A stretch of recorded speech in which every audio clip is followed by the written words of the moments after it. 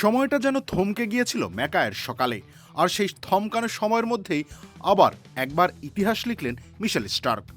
প্রথম বলেই সাদমান ইসলামকে ফিরিয়ে যে ঝড়ের সূচনা করলেন তার তীব্রতা এতটাই ছিল, মাত্র ২২ বলের মধ্যে ৫ উইকেট তুলে নিলেন বাঁহাতি এই তারকা।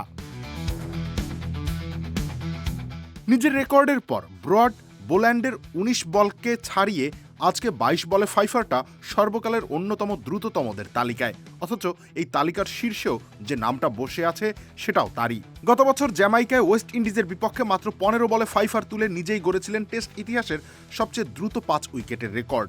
কুল অ্যান্টিপারস্পিরেন্ট ডিওডোরেন্ট স্টিক, যা আপনাকে দেবে ২৪ ঘন্টা পর্যন্ত ঘাম থেকে সুরক্ষা। আজ যেন নিজের সেই কীর্তিটারই প্রতিধ্বনি শোনালেন, আবার নিজেকেই ছুঁয়ে গেলেন দ্বিতীয়বার। শুধু গতি নয়, ধারাবাহিকতাতেও অবিশ্বাস্য এক নাম হয়ে উঠেছেন স্টার্ক।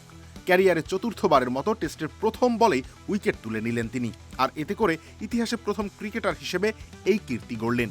পেছনে ফেললেন ৩ বার একই কাজ করা ওয়েস্ট ইন্ডিজের পেড্রো কলিন্সকেও।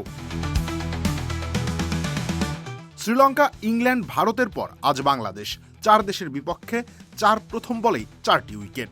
যেন নিয়তি তার হাত ধরে হাঁটে। সব মিলিয়ে টেস্ট ইনিংসের প্রথম ওভারেই এটি তার ২৮তম উইকেট, যা বলে দেয় কেন প্রতিপক্ষের ওপেনাররা তার প্রথম স্পেলেই বুকে কাঁপিয়ে নামেন।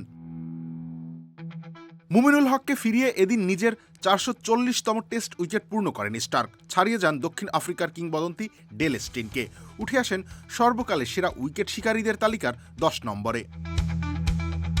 ইনিংস শেষে ৬৪ রানে বাংলাদেশকে গুটিয়ে দেওয়ার পথে ১০ ওভারে মাত্র ১২ রান দিয়ে ৬ উইকেট নিয়ে থামেন তিনি, যা তার মোট শিকার সংখ্যা নিয়ে যায় ৪৪২-এ। বাঁহাতি পেসার হিসেবে টেস্ট ইতিহাসে যা এখনও সর্বোচ্চ।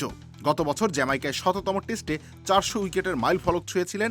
এই বছর অ্যাশেজে পার্থে এক ইনিংসে ৭ উইকেট ৫৮ রানে আর ম্যাচে ১০ উইকেট ১১৩ রান নিয়ে গড়েছিলেন ক্যারিয়ার সেরা বোলিং।